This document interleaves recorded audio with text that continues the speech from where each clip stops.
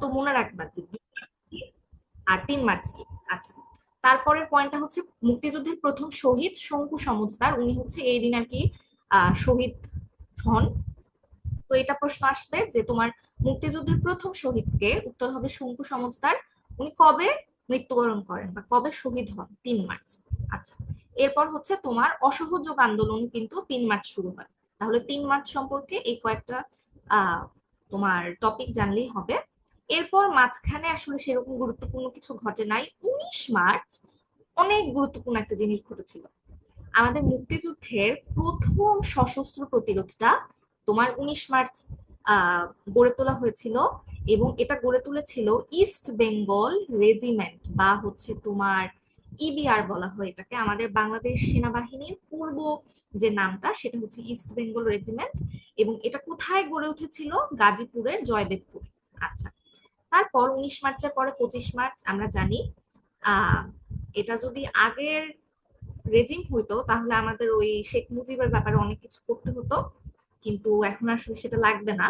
25 মার্চের ব্যাপারে তুমি যেটা জানবা সেটা হচ্ছে অপারেশন সার্চলাইট। এটা আসলে জানার কথা, আমরা ছোট থেকে করে আসছি যে অপারেশন সার্চলাইট 25 মার্চ হয়েছিল। এখন কোথায় কোথায় আক্রমণ করা হয় এটা একটু দেখতে পারো। রাজারবাগ পুলিশ লাইনে, তারপর হচ্ছে তোমার বিডিআর পিলখানায়, এবং ঢাকা বিশ্ববিদ্যালয়।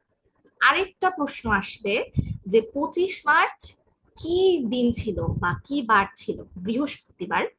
এবং লক্ষ্য মানে একটা মজার জিনিস শেষের দিকে আমি তোমাদেরকে দেখাতে পারবো যে আমাদের ইতিহাসের অনেক গুরুত্বপূর্ণ জিনিসগুলাই বৃহস্পতিবার ঘটেছে। 21শে ফেব্রুয়ারি 8 ফাল্গুন ছিল বৃহস্পতিবার, 25 মার্চ বৃহস্পতিবার, 16 ডিসেম্বরও বৃহস্পতিবার ছিল। তো এই 3টা বার আসলে একসাথে মনে রাখা যায়। তাহলে এটা দেখবা এখান থেকে। তারপর হচ্ছে পরবর্তী যে তারিখটা মনে রাখতে হবে 27 মার্চ। এখন যেহেতু আমরা নতুন রেজিমে এসেছি, এটা মনে রাখতেই হবে যে মেজর জিয়াউর রহমান স্বাধীনতার ঘোষণা দিয়েছিলেন 27 মার্চ। 27 মার্চ তারিখটা মনে রাখবা। আচ্ছা, তারপর হচ্ছে এপ্রিল মাসে আমরা যাই। এপ্রিল মাসে তোমার 10 এপ্রিল মুজিবনগর সরকার গঠিত হয়েছিল মেহেরপুর জেলার বৈদ্যনাথ তলায়। এবং এদিন স্বাধীনতার ঘোষণাপত্রটা পাঠ করা হয়েছিল। তারপর তোমার 17 এপ্রিল মুজিবনগর সরকারের শপথ গ্রহণ করা হয়েছিল। তাহলে সরকার কিন্তু গঠন হয়েছে 10 এপ্রিল, স্বাধীনতার ঘোষণাপত্র পাঠ করা হয়েছে 10 এপ্রিল, আর 17 এপ্রিল কিন্তু শপথ গ্রহণ করা হয়েছিল। আচ্ছা, এরপর তোমার এপ্রিলের পর আর সেরকম গুরুত্বপূর্ণ কিছু নাই মাঝখানে। 1 আগস্ট তারিখটা লাগে যে তোমার কনসার্ট ফর বাংলাদেশ, এটার নাম আমরা শুনেছি জর্জ হ্যারিসন, তারপর পণ্ডিত রবিশঙ্কর, ওনারা যে কনসার্টটা করেছিলেন আমাদের মুক্তিযুদ্ধকে উৎসর্গ করে। এটা কবে হয়েছিল? 1 আগস্ট। এবং তোমার হচ্ছে কোথায় হয়েছিল? উত্তর হবে নিউ ইয়র্কের। এখানে বানানটা একটু ভুল গিয়েছে, মেডিসন স্কোয়ার হবে, নিউ ইয়র্কের মেডিসন স্কোয়ার। আচ্ছা, এরপর সেরকম আর মাঝখানে গুরুত্বপূর্ণ কিছু নাই।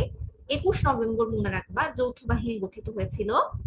এবং 21 নভেম্বর পরে 6 ডিসেম্বর তোমার আমাদের দেশের প্রথম শত্রুমুক্ত জেলা যেটা যশোর, এটা স্বাধীন হয় বা শত্রুমুক্ত হয় হচ্ছে 6 ডিসেম্বর। এবং ভারত আর ভুটান বাংলাদেশকে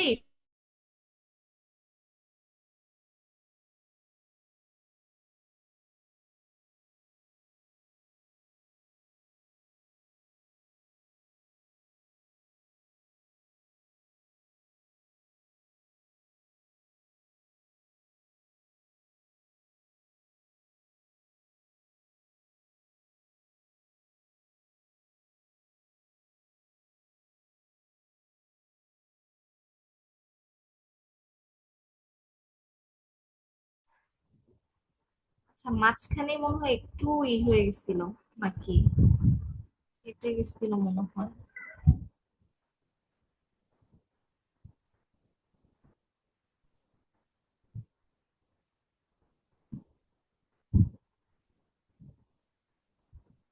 আচ্ছা, এখন কি আবার দেখা যাচ্ছে স্ক্রিন?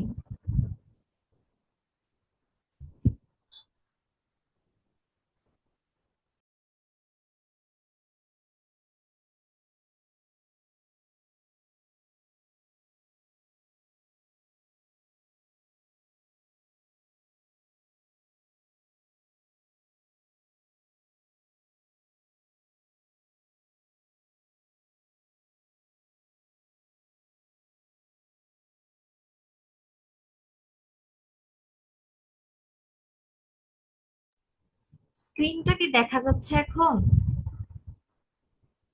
জি, দেখা যাচ্ছে। আচ্ছা আচ্ছা, ঠিক আছে, এটার জন্যই মাঝখানে মনে হয় একটু হয়ে গেছিল। আচ্ছা, তোমরা একটু রেসপন্স করো যখন হচ্ছে কিছু জিজ্ঞেস করবো। আচ্ছা, তাহলে গুরুত্বপূর্ণ দিন যেগুলো, এগুলো আমরা দেখে ফেললাম। উপরে হেডলাইন দেওয়া আছে প্রত্যেকটা জিনিসের, সেভাবে হচ্ছে পড়লে আর কি সুবিধা। আচ্ছা, তারপর আমরা দেখব মুক্তিযুদ্ধের গুরুত্বপূর্ণ ব্যক্তিবর্গ যাদের বিষয় আসলে আমাদের জানতে হবে। আচ্ছা, প্রথমে এটা দেখবা যে স্বাধীনতার ইশতেহার পাঠ করেছিলেন কে। উত্তর হবে শাহজাহান সিরাজ। এই নামটা কিন্তু খুব ভালো মতো মনে রাখবা। এটা এভাবে মনে রাখা যায় যে ইশতেহার শব্দটাতে তালব্যস্য আছে, আবার শাহজাহান এই শব্দটাতেও তালব্যস্য আছে। আচ্ছা, তারপর প্রথমবার জাতীয় পতাকা উত্তোলন করেন, এটা আমরা একটু আগে দেখে এসেছি, আসম আব্দুর রব। তারপর হচ্ছে এখান থেকে এটা দেখবা যে অপারেশন সার্চ লাইটের নীল নকশা, এখানে নীল লেখা ভুলে, নীল নকশা কে করেছিলেন? রাও ফরমান আলী এবং টিক্কা খান। আচ্ছা, তারপর মুজিবনগর সরকার, আমরা একটু আগে যে দেখলাম 10 এপ্রিল মুজিবনগর সরকার গঠিত হয়েছিল, এটার সর্বদলীয় উপদেষ্টা পরিষদের প্রধান কে ছিলেন? মৌলানা আব্দুল হামিদ খান ভাসানী। এটাও সহজে মনে রাখা যায় যে হচ্ছে মানে উনি অনেক সিনিয়র ছিলেন, আমরা জানি ওই সময়ে যে বিভিন্ন গুরুত্বপূর্ণ নেতা ছিলেন তাদের মধ্যে উনি সবচেয়ে সিনিয়র ছিলেন, তা উনি প্রধান হবেন, এটা এইভাবে মনেই রাখা যায়। তারপর মুজিবনগর সরকারের গুরুত্বপূর্ণ কিছু মন্ত্রীদের নাম জানা উচিত তোমাদের। প্রধানমন্ত্রী, স্বাস্থ্যমন্ত্রী, শিক্ষামন্ত্রী, এগুলো সব ছিলেন হচ্ছে তাজউদ্দিন আহমেদ। আইনমন্ত্রী ছিলেন খন্দকার মুশতাক আহমেদ। অর্থমন্ত্রী ছিলেন ক্যাপ্টেন এম মনসুর আলী। তারপর স্বরাষ্ট্র, ত্রাণ এবং পুনর্বাসন মন্ত্রী ছিলেন কামারুজ্জামান, KHM কামারুজ্জামান। এই কয়জন মন্ত্রীর নাম জানতে হবে মুজিবনগর সরকার থেকে। তারপর এখানে দেখবা যে মুক্তিযুদ্ধের প্রধান সেনাপতি কে ছিলেন? MAG উসমানী। সিলেটে যে মেডিকেল কলেজটা আছে এটা ওনার নামেই, আহ সিলেটে MAG উসমানী মেডিকেল কলেজ, ওটা হচ্ছে ওনার নামে করা আর কি। তারপর 7 নাম্বার এটা দেখবা যে সেনাবাহিনীর প্রধান বা চিফ অফ স্টাফ কে ছিলেন মুক্তিযুদ্ধের সময়? উত্তর হবে কর্নেল M.A. রব। প্রশ্ন দুই ভাবে আসতে পারে, যে সেনাবাহিনীর প্রধান অথবা মুক্তিযুদ্ধ চলাকালীন সময় চিফ অফ স্টাফ কে ছিলেন।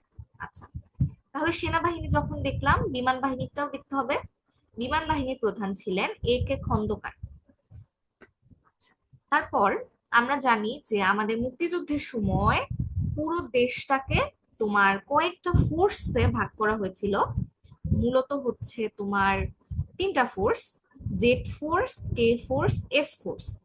আচ্ছা, জেড ফোর্স জিয়াউর রহমান, এটা মনে রাখা যায়। কে ফোর্স খালেদ মোশাররফের কে প্রথম অক্ষর দিয়ে, আর এস ফোর্স KM শফিউল্লাহ, শফিউল্লাহর এস। তারপর এটা একটু দেখতে পারো, খুব বেশি যে গুরুত্বপূর্ণ তা না, তবে জেনে রাখা ভালো, মুক্তিযুদ্ধ চলাকালীন সময়ে জাতিসংঘের মহাসচিব কে ছিলেন? উথান। এবং তিনি হচ্ছে মায়ানমারের আর কি নাগরিক ছিলেন। আচ্ছা, তারপর এখান থেকে আরেকটা জিনিস দেখবা যে সর্বকনিষ্ঠ মুক্তিযোদ্ধা কে ছিলেন? উত্তর হবে শহীদুল ইসলাম লালু। এবং তার খেতাব কি ছিল? বীর প্রতীক। আচ্ছা, তারপর মুক্তিযুদ্ধের বুদ্ধিজীবীদের ব্যাপারে আমাদের জানতে হবে। অনেক বুদ্ধিজীবীর ব্যাপারে আসলে তোমরা পড়ো, কিন্তু সবগুলো আসলে তোমার ইসের জন্য প্রয়োজন হয় না। আহ কি বলবো, মেডিকেল ভর্তি পরীক্ষার জন্য আসলে প্রয়োজন হয় না। আমরা দেখি যাদেরটা আসলে জানতে হবে। তোমার গোবিন্দচন্দ্র দেব, ওনার নামটা অনেক গুরুত্বপূর্ণ। প্রশ্ন আসবে যে তোমার ঢাকা বিশ্ববিদ্যালয়ের দর্শন বিভাগের শিক্ষক কে ছিলেন, অথবা মুক্তিযুদ্ধের যারা বুদ্ধিজীবী তাদের মধ্যে দার্শনিক কে ছিলেন? গোবিন্দচন্দ্র দেব। তারপর হচ্ছে তোমার মুনীর চৌধুরী একজন ছিলেন বুদ্ধিজীবী, তিনি পেশায় ছিলেন সাহিত্যিক। তারপর হচ্ছে তোমার সেলিনা পারভিন ছিলেন, এটা গুরুত্বপূর্ণ কারণ উনি হচ্ছে মুক্তিযুদ্ধের যে বুদ্ধিজীবীগণ তাদের মধ্যে একমাত্র নারী সাংবাদিক। তাহলে এটা প্রশ্ন আসবে যে মুক্তিযুদ্ধের তোমার বুদ্ধিজীবী যারা ছিলেন তাদের মধ্যে একমাত্র নারী সাংবাদিকের নাম কি ছিল? উত্তর তোমার সেলিনা পারভিন। আচ্ছা, তারপর তোমার ডাক্তারদের ব্যাপারে জানতে হবে। বুদ্ধিজীবীদের মধ্যে দুজন ডাক্তার ছিলেন, একজন হচ্ছে ডাক্তার আলিম চৌধুরী, আরেকজন ডাক্তার ফজলে রাব্বি। এবং এই যে ডাক্তার ফজলে রাব্বি স্যার, ওনার নামে কিন্তু ঢাকা মেডিকেলের যে ছেলেদের হল বা যে ছাত্রাবাস, এটার নামকরণ কিন্তু ওনার মানে ওনার নামে কিন্তু এই হলের নামকরণ করা হয়েছে। আচ্ছা, তারপর এখান থেকে শহীদুল্লাহ কায়সার আর জহির রায়হানের নামটা একটু দেখতে পারো। শহীদুল্লাহ কায়সার পেশায় ছিলেন সাংবাদিক এবং লেখক, আর জহির রায়হান ছিলেন চলচ্চিত্র নির্মাতা, তারপর হচ্ছে উপন্যাসিকও ছিলেন। এবং জহির রায়হান আর শহীদুল্লাহ কায়সার কিন্তু দুই ভাই। আচ্ছা, তো এগুলো দেখতে পারো। মানে মুক্তি বুদ্ধিজীবীদের নামগুলো খুব বেশি গুরুত্বপূর্ণ না, তবে এই যে গোবিন্দ চন্দ্র দেব ওনার নামটা গুরুত্বপূর্ণ, সেলিনা পারভিন উনি গুরুত্বপূর্ণ, ডাক্তারদের নামগুলো গুরুত্বপূর্ণ, আর জহির রায়হান একটা গুরুত্বপূর্ণ। তো এই মানে সবগুলো রিডিং দিবা, তবে যেগুলো বললাম এগুলো একটু ভালো মতো মনে রাখবা আর কি।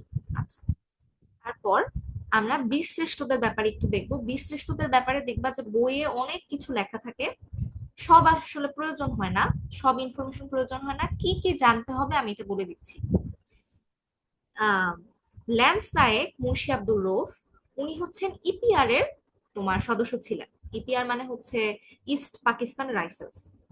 এবং তিনি মুক্তিযুদ্ধের প্রথম শহীদ, এটা কিন্তু খুব গুরুত্বপূর্ণ যে মুক্তিযুদ্ধের প্রথম শহীদ কে ছিলেন, মুন্সি আব্দুর রউফ। আচ্ছা, তারপর সিপাহী মুস্তফা কামাল, উনি ছিলেন সেনাবাহিনীর। তারপর হচ্ছে তোমার ফ্লাইট লেফটেন্যান্ট হবে, কিছু কিছু বানানে একটু ভুল চলে এসেছে, এটা একটু লক্ষ্য রাখবা। ফ্লাইট লেফটেন্যান্ট মতিউর রহমান, উনি বিমান বাহিনীর ছিলেন এবং উনি কোন বিমানটা ছিনতাই করেছিলেন, T-33 বিমান। আচ্ছা, তারপর লেন্স নায়েক নূর মোহাম্মদ শেখ, উনিও ইপিআর এর ছিলেন। তারপর হচ্ছে সিপাহী হামিদুর রহমান, উনি সেনাবাহিনীর ছিলেন এবং উনি সর্বকনিষ্ঠ বীরশ্রেষ্ঠ খেতাবপ্রাপ্ত শহীদ। তাহলে দেখো, মুন্সি আব্দুর রউফ উনি কিন্তু মুক্তিযুদ্ধের প্রথম শহীদ, এবং হামিদুর রহমান উনি কিন্তু সর্বকনিষ্ঠ বীরশ্রেষ্ঠ বা সর্বকনিষ্ঠ তোমার শহীদ। আচ্ছা, এখানে একটা কথা যোগ করা প্রয়োজন, মুক্তিযুদ্ধের প্রথম শহীদ আমরা একটু আগে দেখে এসেছিলাম শঙ্কু সমজদার। মুন্সি আব্দুর রউফের এখানে মুক্তিযুদ্ধের প্রথম শহীদ কথাটার অর্থ বোঝানো হয়েছে যে বীর শ্রেষ্ঠ বা বীর শ্রেষ্ঠ খেতাব প্রাপ্ত প্রথম শহীদ আর কি তোমার মুন্সি আব্দুর রউফ, আর সর্বকনিষ্ঠ হামিদুর রহমান। আচ্ছা, তারপর 6 number engine room আর্টিফিশিয়ার Ruhul Amin, উনি নৌবাহিনীর সদস্য ছিলেন এবং উনি হচ্ছে পলাশ নামক একটা গান বোটের ইঞ্জিন রুম আর্টিফিশিয়ার ছিলেন। আচ্ছা, তারপর সর্বশেষ মহিউদ্দিন জাহাঙ্গীর, উনি সেনাবাহিনীর সর্বশেষ শহীদ ছিলেন। সর্বশেষ বলতে মানে তোমার যারা কিনা হচ্ছে কি বলবো বীরশ্রেষ্ঠ খেতাব পেয়েছিলেন তাদের মধ্যে আর কি সর্বশেষ। তাহলে তিনটা আমরা খুব ভালো মতো মনে রাখবো, মুন্সি আব্দুর রউফ সর্বপ্রথম, মহিউদ্দিন জাহাঙ্গীর সর্বশেষ, এবং সর্বকনিষ্ঠ হামিদুর রহমান।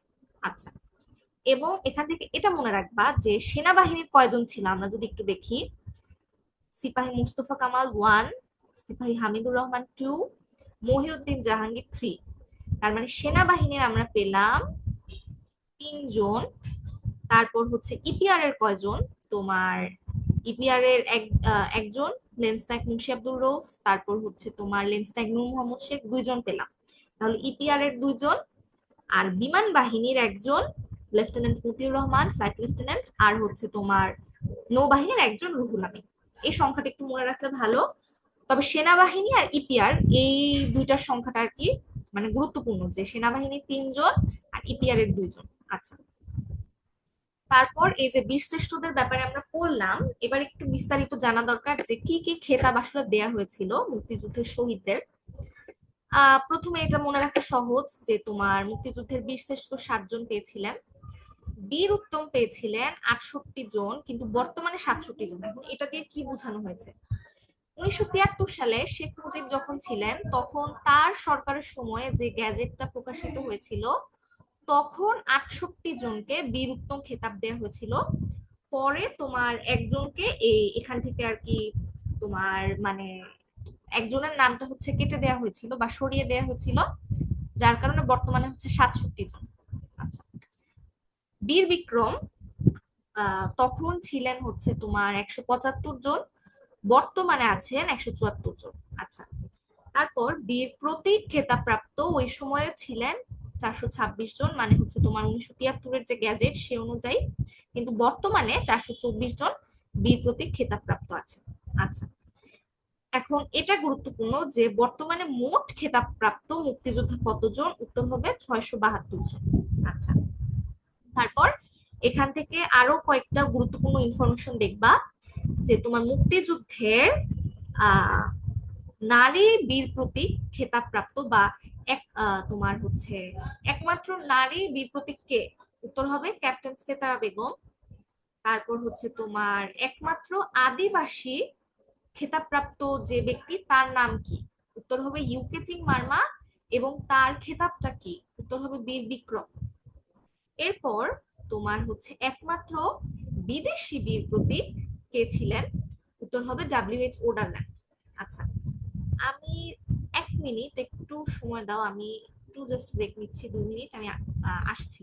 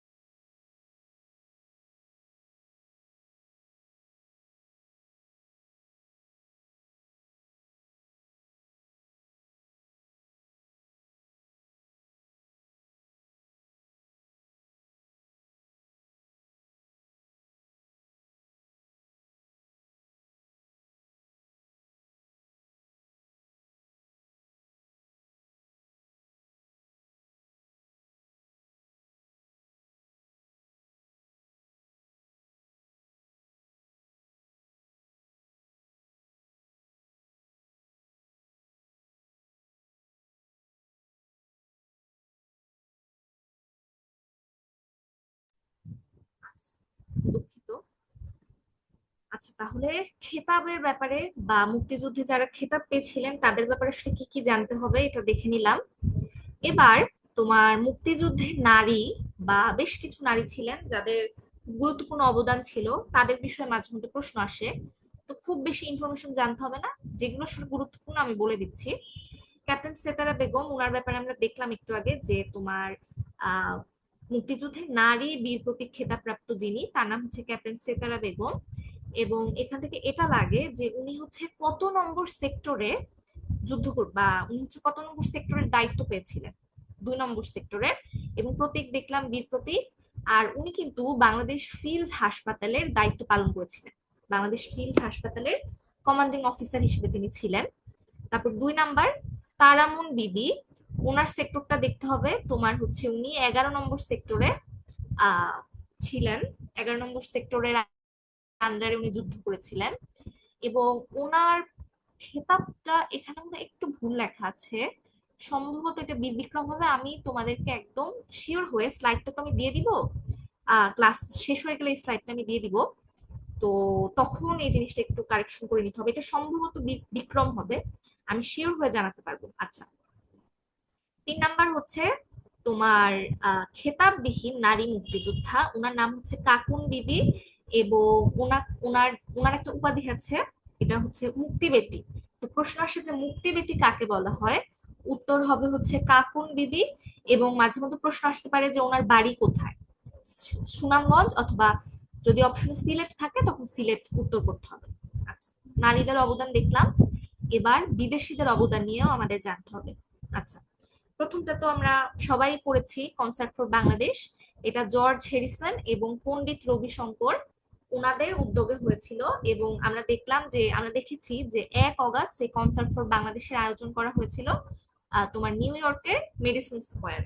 আচ্ছা, তারপর 2 নাম্বার যেটা, সর্বপ্রথম পাকিস্তানি হানাদার বাহিনীর এই যে আমাদের আহ দেশের মানুষের উপর এই বর্বরতার যে খবর, এটা বহির্বিশ্বে সর্বপ্রথম প্রকাশ কে করেছিলেন, উত্তর হবে সাইমন গ্রিন। এবং উনি কোন মিডিয়ার সাংবাদিক ছিলেন, ডেইলি টেলিগ্রাফের সাংবাদিক ছিলেন। তাহলে ওনার ব্যাপারে দুটো জিনিস জানতে হবে, যে পাকিস্তান হানাদার বাহিনীর গণহত্যা বহির্বিশ্বে কে প্রকাশ করেছিলেন, আর উনি কোন মিডিয়ার সাংবাদিক ছিলেন, ডেইলি টেলিগ্রাফে। এরপর ডব্লিউ এস ওয়ার্ডারল্যান্ড, ওনার ব্যাপারে তো দেখেছিলাম, একটু আগে দেখেছি যে উনি একমাত্র বিদেশি নাগরিক যিনি বাংলাদেশের একটা খেতাব পেয়েছিলেন, মুক্তিযুদ্ধের খেতাব বীর প্রতীক, এটা উনি পেয়েছিলেন একমাত্র বিদেশি নাগরিক হিসেবে। এবং উনি যুদ্ধ করেছিলেন 2 নম্বর সেক্টরে। আচ্ছা, 2 নম্বর সেক্টরের ব্যাপারে বেশ কিছু জিনিস তোমরা একসাথে মনে রাখতে পারো। এই কথাটা আমি তোমাদেরকে সবসময় বলি যে একই ধরনের জিনিসগুলো আসলে একসাথে পড়লে মনে থাকে ভালো। এই স্লাইডটাও আমি সেভাবে সাজিয়েছি। তো 2 নম্বর সেক্টরের ব্যাপারে মনে রাখতে পারো যে তোমার ডাব্লিউ.এস. সোডারল্যান্ড উনি হচ্ছে এখান থেকে যুদ্ধ করেছিলেন, সিতারা বেগম এখান থেকে যুদ্ধ করেছিলেন, এবং ঢাকা শহর এটাও কিন্তু 2 নম্বর সেক্টরের আন্ডারে ছিল। তাহলে এই 3টা তথ্য 2 নম্বর সেক্টরের ব্যাপারে একসাথে মনে রাখতে পারো। আচ্ছা, 4 number, September on Jessore road, এটা খুবই গুরুত্বপূর্ণ এবং খুবই কি বলবো জনপ্রিয় একটা কবিতা, আমাদের মুক্তিযুদ্ধকে উৎসর্গ করে লেখা। তো এটা আসলে কে লিখেছিলেন বা কে রচনা করেছিলেন? উত্তর হবে অ্যালেন গিন্সবার্গ। এটা দেখবা এখান থেকে। তাহলে বিদেশিদের অবদানের ব্যাপারে এতটুকু জানলেই হবে। তারপর মুজিবনগর সরকার, এটা আসলে আমি আলোচনা করেই দিয়েছি মোটামুটি, এখান থেকে সবগুলো আমি বলেছি, যেগুলো বলা হয়নি সেগুলো আমি বলে দিচ্ছি। তখন আমি বলেছিলাম যে তোমার স্বাধীনতার ঘোষণাপত্র পাঠ করা হয়। তো প্রশ্ন আসলে এমন ভাবে আসতে পারে যে স্বাধীনতার বাংলাদেশ স্বাধীনতার ঘোষণার আদেশ এটা জারি করা হয় কবে? 10 এপ্রিল জারি করা হয়। আর হচ্ছে তোমার এই যে স্বাধীনতার যে ঘোষণাপত্রটা এটা পাঠ করা হয় এবং শপথ গ্রহণ করা হয় কবে? এটা হবে 17 এপ্রিল। আচ্ছা, তাহলে এই দুটো জিনিস কিন্তু ভালো মতো লক্ষ্য রাখবা যে কোনটা কি। একটা হচ্ছে ঘোষণার আদেশ জারি করা হয়, আর একটা হচ্ছে ঘোষণাপত্র পাঠ করা হয় এবং শপথ গ্রহণ করানো হয়। আচ্ছা, তারপর এখান থেকে এটা দেখবা যে মুজিবনগর সরকারের সর্বদলীয় উপদেষ্টা মণ্ডলের সদস্য ছিল 8 জন, এবং উপদেষ্টা মণ্ডলীর প্রধান ছিলেন মাওলানা আব্দুল হামিদ খান ভাসানী, এটা আমরা দেখেই এসেছি। তবে মুজিবনগর সরকারের সদস্য কিন্তু ছিল 6 জন। উপরের যেটা এটা কিন্তু তোমার উপদেষ্টা মণ্ডলীর সদস্য সংখ্যা 8 জন, আর মুজিবনগর সরকারের সদস্য যেটা এটা 6 জন। ওই যে বিভিন্ন মন্ত্রীদের নাম আমরা পড়েছিলাম সেটা হচ্ছে 6 জন। আর এটা তো বললামই। 6 নাম্বারটা খুব গুরুত্বপূর্ণ, এটা দেখবা যে আমাদের মুজিবনগর সরকারটা কিন্তু আমাদের বাংলাদেশের সর্বপ্রথম সরকার। তো প্রশ্ন এভাবে আসতে পারে যে বাংলাদেশের সর্বপ্রথম যে সরকার সেটার অস্থায়ী সচিবালয় কোথায় স্থাপিত হয়েছিল? উত্তর হবে কলকাতার 8 নম্বর থিয়েটার রোডে। এটা মনে রাখবা খুব ভালো মতো। তারপর তোমার মন্ত্রী সমূহ, এটা তো বলে দিয়েছি আগে কে কোন মন্ত্রী, এটা একটু দেখে নিবা। আর হচ্ছে এখান থেকে এটা লক্ষ্য রাখবা যে মুজিবনগর সরকারের মোট মন্ত্রণালয় বা বিভাগ ছিল 12টা। তারপর হচ্ছে তোমার মুজিবনগর সরকারের বিভিন্ন মিশন স্থাপিত হতো বিভিন্ন দেশে। তো বই খুললে দেখা যায় অনেক ধরনের দেশের ব্যাপারে বলা আছে, এতগুলো আসলে লাগে না। দিল্লিটা একটু মনে রাখতে পারো যে দিল্লিতে মুজিবনগর সরকারের বা বাংলাদেশের গণপ্রজাতন্ত্রী বাংলাদেশের যে প্রথম সরকার, এটার দিল্লির যে মিশন, সেই মিশনের প্রধান কে ছিলেন? হুমায়ুন রশিদ চৌধুরী। আর হচ্ছে তোমার লন্ডনে এই মিশনের প্রধান কে ছিলেন? উত্তর হবে বিচারপতি আবু সাইদ চৌধুরী। এই হুমায়ুন রশিদ চৌধুরী কি তোমরা মানে ওনাকে তোমরা চিনেছো কিনা? আমরা হচ্ছে যখন জাতিসংঘের ব্যাপারে পড়তে যাই তখন কিন্তু ওনার নামটা আমরা প্রায় দেখি, যে তোমার জাতিসংঘের যে সভাপতি, অস্থায়ী সদস্যের যে সভাপতি হিসেবে উনি কিন্তু সর্বপ্রথম দায়িত্ব পেয়েছিলেন। এক্সট্রা জাস্ট বলে রাখলাম এমনি। এখান থেকে এটাই জাস্ট দেখবা যে দিল্লিতে প্রধান ছিলেন হুমায়ুন রশিদ চৌধুরী আর লন্ডনে ছিলেন আবু সাইদ চৌধুরী। আচ্ছা, এরপর বাংলাদেশ ফিল্ড হাসপাতাল, এই টপিকটা থেকে কিন্তু তোমার আমি পরীক্ষা দিয়েছি 25-26 সেশনে, 24-25 সেশনে কিন্তু এখান থেকে প্রশ্ন এসেছিল। আচ্ছা, তো ফিল্ড হাসপাতালের ব্যাপারে যেটা দেখতে হবে, তোমার ফিল্ড হাসপাতালটা কোথায় প্রতিষ্ঠিত হয়েছিল? এটা হচ্ছে ভারতের যে ত্রিপুরা রাজ্য আছে, ত্রিপুরা রাজ্যের রাজধানী আগরতলা, সেখানকার মেলা ঘরের তোমার হচ্ছে নেতাজি সুভাষচন্দ্র বসু, ওনার নাম আমরা শুনেছি সবাই, সুভাষচন্দ্র বসুর দেহরক্ষী হাবুল ব্যানার্জির আনারস বাগানে তোমার বাংলাদেশ ফিল্ড হাসপাতালটা প্রতিষ্ঠিত হয়েছিল। এবং এই ফিল্ড হাসপাতালের অন্যতম ডাক্তারের দায়িত্ব যারা পালন করেছিলেন তাদের মধ্যে ছিলেন তোমার ডাক্তার এম উদ্দিন, তারপর হচ্ছে নাজিম উদ্দিন, তারপর হচ্ছে তোমার গণস্বাস্থ্য কেন্দ্রের যে প্রতিষ্ঠাতা ডাক্তার জাফরুল্লাহ, উনি ওনারা তিনজন মূলত এটার প্রতিষ্ঠাতা ছিলেন, এবং কমান্ডার অফিসারের দায়িত্ব কিন্তু পালন করতেন ক্যাপ্টেন সেতারা বেগম। ওই যে দেখে এলাম যে 2 নম্বর সেক্টরে যুদ্ধ করেছিলেন ডক্টর ক্যাপ্টেন সিতারা বেগম, এবং হচ্ছে তোমার বীর প্রতীক খেতাব পেয়েছিলেন। আচ্ছা, এখান থেকে তোমার প্রশ্ন এসেছিল যে ফিল্ড হাসপাতালের প্রতিষ্ঠাতাকে, তো ওইটার উত্তরটা জাফরুল্লাহ চৌধুরী ছিল আর কি। যাই হোক, আহ আমরা হচ্ছে তোমার এখন ফিল্ড হাসপাতালের ব্যাপারে দেখলাম, এবার দেখবো স্বাধীন বাংলা বেতার কেন্দ্রের ব্যাপারে। এটাও কিন্তু খুব গুরুত্বপূর্ণ একটা টপিক। তোমার স্বাধীন বাংলা বেতার কেন্দ্র যখন প্রতিষ্ঠিত হয়েছিল তখন এটার নাম ছিল স্বাধীন বাংলা বিপ্লবী বেতার কেন্দ্র, এবং এটার কিন্তু বর্তমান নাম হচ্ছে তোমার বাংলাদেশ বেতার। তার মানে বাংলাদেশ বেতার রেডিও, এটার পূর্ব নামটাই কিন্তু ছিল স্বাধীন বাংলা বেতার কেন্দ্র। আচ্ছা, এবার তোমার স্বাধীন বাংলা বেতার কেন্দ্রের সবচেয়ে জনপ্রিয় 2টা অনুষ্ঠান ছিল চরমপত্র এবং জল্লাদের দরবার। চরমপত্র ব্যাপারে তোমরা অনেকেই নিশ্চয় শুনেছ। চরমপত্র যিনি পাঠ করতেন, এম আর আক্তার মুকুল, উনি পাঠ করতেন। আমরা সম্ভবত এসএসসি তে একটা এরকম আহ কি বলবো প্রবন্ধ বা গল্পের মতো পড়েছি চরমপত্র থেকে, এম আর আক্তার মুকুলের। আচ্ছা, না দুঃখিত, আমরা সম্ভবত জাহানারা ইমাম, ওনার একটা গল্প ছিল 71-এর দিনগুলি, সেখানে এই চরমপত্রের ব্যাপারে কিছু লাইন হচ্ছে লেখা ছিল। আচ্ছা, যাই হোক, তো এটা মনে রাখবা যে চরমপত্র কে পাঠ করতেন বা কে রচনা করেছিলেন, এম আর আক্তার মুকুল। তবে চরমপত্রের পরিকল্পনা কিন্তু করেছিলেন তোমার আব্দুল মান্নান। তাহলে এটা দেখলা। আর হচ্ছে স্বাধীন বাংলা বেতার কেন্দ্র কবে প্রতিষ্ঠিত হয়েছিল এটা দেখবা, 26শে মার্চ 1971। আর কোথায়? চট্টগ্রামের কালুঘাটে। ঠিক আছে, তাহলে এখান থেকে এতটুকু জানলেই হবে। এরপর স্বাধীন বাংলা ফুটবল দল, এটার ব্যাপারে খুব বেশি কিছু জানতে হবে না। এখান থেকেও কিন্তু প্রশ্ন এসেছে সম্ভবত গত মানে আমার সেশনটার আগের সেশন সম্ভবত, আমার খুব বেশি ভালো মনে নাই, তবে প্রশ্ন রিসেন্টলি এসেছে যে স্বাধীন বাংলা ফুটবল দলের অধিনায়ক কে ছিলেন।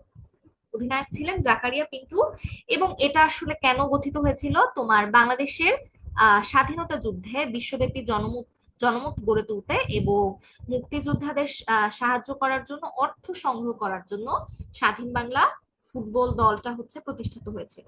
এখান থেকে এটাই ভালো মতো মনে রাখবা যে জাকারিয়া পিন্টু হচ্ছে এই স্বাধীন বাংলা ফুটবল দলের অধিনায়ক ছিলেন। আচ্ছা, তারপর বেশ কিছু অপারেশনের ব্যাপারে জানতে হয়। অনেক ধরনের অপারেশন আছে, সবগুলো আসলে দরকার নাই।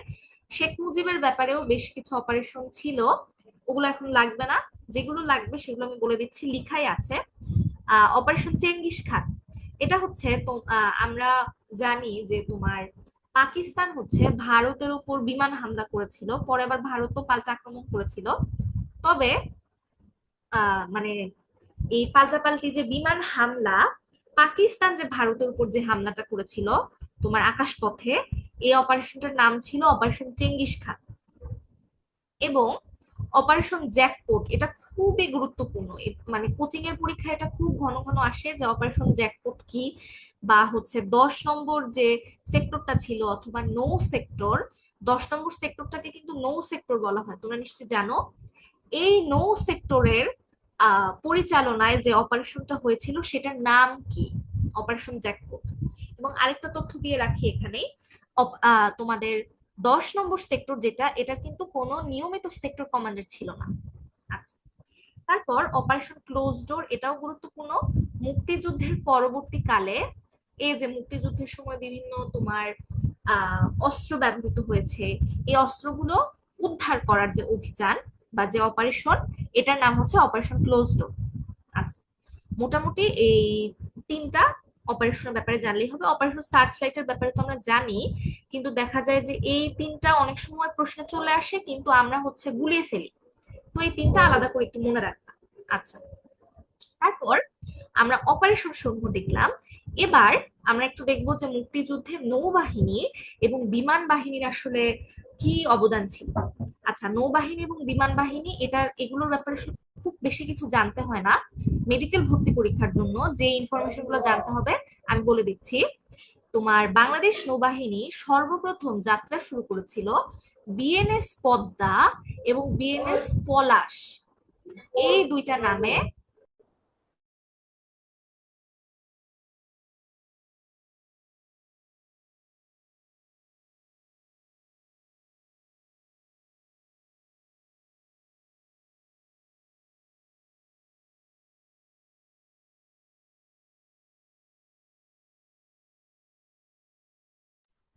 আচ্ছা, দুঃখিত। তো যেটা বলছিলাম যে প্রশ্ন এভাবে আসতে পারে যে বাংলাদেশ নৌবাহিনী যাত্রা শুরু করেছিল যে দুটি টহল জাহাজ নিয়ে, তাদের নাম কি? উত্তর হবে বিএনএস পদ্মা এবং বিএনএস পলাশ। আচ্ছা, তারপর বিমান বাহিনীর ব্যাপারে অনেক কথা লেখা থাকে বইয়ে। তো এখান থেকে এটাই জাস্ট জানতে পারো যে বিমান বাহিনীর যে অপারেশন ছিল, সবগুলো অপারেশন এগুলোকে সমন্বিত ভাবে বলা হতো অপারেশন কিলো ফ্লাইট। তো এটা আসতে পারে যে মুক্তিযুদ্ধে বাংলাদেশ বিমান বাহিনীর যে অপারেশন এগুলোর সমন্বিত সাংকেতিক নাম কি ছিল? Kilo flight. আচ্ছা, তারপর তো আমরা হচ্ছে বিমান বাহিনী দেখলাম, নৌবাহিনী দেখলাম, এবার হচ্ছে সেনাবাহিনী। আচ্ছা, সেনাবাহিনীর ব্যাপারে বেশ কিছু জিনিস জানতে হয় এবং সেনাবাহিনীকে তোমার তিনটা ভাগে ভাগ করা যায়: নিয়মিত বাহিনী, অনিয়মিত বাহিনী এবং আঞ্চলিক বাহিনী। আচ্ছা, তো নিয়মিত বাহিনী যেটা, এটা তোমার আমাদের যে মুক্তিযুদ্ধ, এটাকে কিন্তু তোমার ভালো মতো পরিচালনা করার জন্য সমগ্র বাংলাদেশকে চারটা যুদ্ধ অঞ্চলে বিভক্ত করা হয়েছিল। এবং এটা কবে বিভক্ত করা হয়েছিল? 10 এপ্রিল। এই আহ বাংলাদেশকে হচ্ছে চারটা যুদ্ধ অঞ্চলে বিভক্ত করা হয়েছিল। তাহলে 10 এপ্রিল আমরা বেশ কয়েকটা জিনিস দেখলাম। তোমার মুজিবনগর সরকার গঠন করা হয়েছিল, তারপর হচ্ছে বাংলাদেশ স্বাধীনতার ঘোষণাপত্র জারি করা হয়েছিল, এবং এখন আমরা দেখলাম যে তোমার মুক্তিযুদ্ধ পরিচালনার জন্য সমগ্র বাংলাদেশকে চারটি যুদ্ধ অঞ্চলেও কিন্তু বিভক্ত করা হয়েছিল 10 এপ্রিল। আচ্ছা, তারপর মুক্তি ফৌজ বা মুক্তি বাহিনীর নাম আমরা সবাই শুনেছি। তো প্রশ্ন আসে যে মুক্তি ফৌজ বা মুক্তি বাহিনী কবে গঠন করা হয়েছিল? উত্তর হবে 4 এপ্রিল। এবং কোথায় গঠন করা হয়েছিল? উত্তর হবে হবিগঞ্জের তেলিয়াপাড়ার চা বাগানে। এবং এই যে মুক্তি ফৌজ বা মুক্তি বাহিনী গঠন করা হলো, বা হচ্ছে এই যে তোমার হবিগঞ্জের তেলিয়াপাড়ায় যে একটা পরিকল্পনা সাজানো হয়েছে, এই যে একটা হচ্ছে বৈঠক বসেছিল, এই বৈঠকটার নেতৃত্ব কে দিয়েছিলেন? কর্নেল আতাউল গনি ওসমানী। আতাউল গনি ওসমানীর নাম আমরা কিন্তু পড়ে এসেছিলাম একটু আগে। উনি হচ্ছে মুক্তিযুদ্ধের তোমার প্রধান সেনাপতি বা সর্বাধিনায়ক ছিলেন, প্রধান সেনাপতি ছিলেন, দুঃখিত। আহ ওনার ব্যাপারে তাহলে আরেকটা ইনফরমেশন দেখে নিলাম আমরা। তারপর এই যে মুক্তি ফৌজ, আমরা যে মুক্তি বাহিনী বলি, মুক্তি বাহিনীর নাম আমরা শুনি, এই মুক্তি বাহিনীর প্রথম নামটা কিন্তু ছিল মুক্তি ফৌজ। এই মুক্তি ফৌজটাকে পরবর্তীতে মুক্তি বাহিনী করা হয়। তো এই যে মুক্তি ফৌজের নাম যে মুক্তি বাহিনী করা হলো, এটা কবে করা হয়েছিল? 11 এপ্রিল। তাহলে মুক্তি ফৌজ গঠন কিন্তু করা হয়েছিল 4 এপ্রিল, এবং এটার নামকরণ মুক্তি বাহিনী করা হয়েছিল 11 এপ্রিল। আচ্ছা, তারপর অনিয়মিত বাহিনী। এখান থেকে এটাই দেখতে পারো যে অনিয়মিত বাহিনীকে সরকারিভাবে বলা হতো গণবাহিনী বা মুক্তিযোদ্ধা, এবং গ্রামগঞ্জের মানুষজন এই যে অনিয়মিত বাহিনী বা মুক্তিযোদ্ধা এদেরকে গেরিলা বাহিনী বা গেরিলা নামে ডাকতো, কারণ হচ্ছে গেরিলা পদ্ধতিতে এদেরকে হচ্ছে প্রশিক্ষণ দেওয়া হতো। আচ্ছা, তারপর আঞ্চলিক বিভিন্ন বাহিনী বা আঞ্চলিক বিভিন্ন হচ্ছে অপারেশন হতো, এগুলোর ব্যাপারে যে তথ্যগুলো জানতে হবে, এটা হচ্ছে তোমার কাদেরীয় বাহিনীর নাম আমরা সবাই শুনেছি। এটা কোন জেলায় গড়ে উঠেছিল? উত্তর হবে টাঙ্গাইল জেলায়। এবং ক্র্যাক প্লাটুন, এই টার্মটা খুব গুরুত্বপূর্ণ। প্রশ্ন আসে যে ক্র্যাক প্লাটুন, ক্র্যাক প্লাটুনের সাথে যারা জড়িত ছিলেন তারা কোন পদ্ধতিতে আক্রমণ পরিচালনা করতেন? উত্তর হবে হিট অ্যান্ড রান পদ্ধতিতে। এই নামটা কিন্তু খুব গুরুত্বপূর্ণ, তার মানে ক্র্যাক প্লাটুনের সাথে সম্পর্কিত যে পদ্ধতিটা, এটা হচ্ছে হিট অ্যান্ড রান। আচ্ছা, তারপর ক্র্যাক প্লাটুনটা কিন্তু তোমার 2 নম্বর সেক্টরের অধীনে ছিল। কেন 2 নম্বর সেক্টরের অধীনে ছিল যদি দেখাই, দেখো এই যে হোটেল ইন্টারকন্টিনেন্টাল সহ ঢাকা শহরের বড় বড় স্থাপনায় বিস্ফোরণ ঘটিয়েছিল। আহ প্রশ্ন এভাবে আসে যে ঢাকা শহরের বড় বড় স্থাপনা বা ঢাকা শহরে বিভিন্ন যে তোমার অপারেশন গুলো পরিচালিত হতো, এগুলো কারা করতো? উত্তর হবে ক্র্যাক প্লাটুন। কোন পদ্ধতিতে করতো? উত্তর হবে হিট অ্যান্ড রান পদ্ধতিতে। এবং যেহেতু এই যে দেখো ঢাকা শহরে যেহেতু এই অপারেশন গুলো পরিচালনা করা হতো, আর ঢাকা শহর যেহেতু 2 নম্বর সেক্টরের অধীনে, একটু আগেই বলেছি, সুতরাং এই ক্র্যাক প্লাটুন নিশ্চয়ই 2 নম্বর সেক্টরের অধীনেই হবে। আচ্ছা, এরপর এখান থেকে আরেকটা জিনিস দেখবা যে ক্র্যাক প্লাটুন সর্বমোট কতগুলি অপারেশন পরিচালনা করেছিল। উত্তর হবে 82টি। আচ্ছা, আমার এখানে আজান হচ্ছে, আমি 2 মিনিটের জাস্ট একটা ব্রেক নিচ্ছি আজানের জন্য।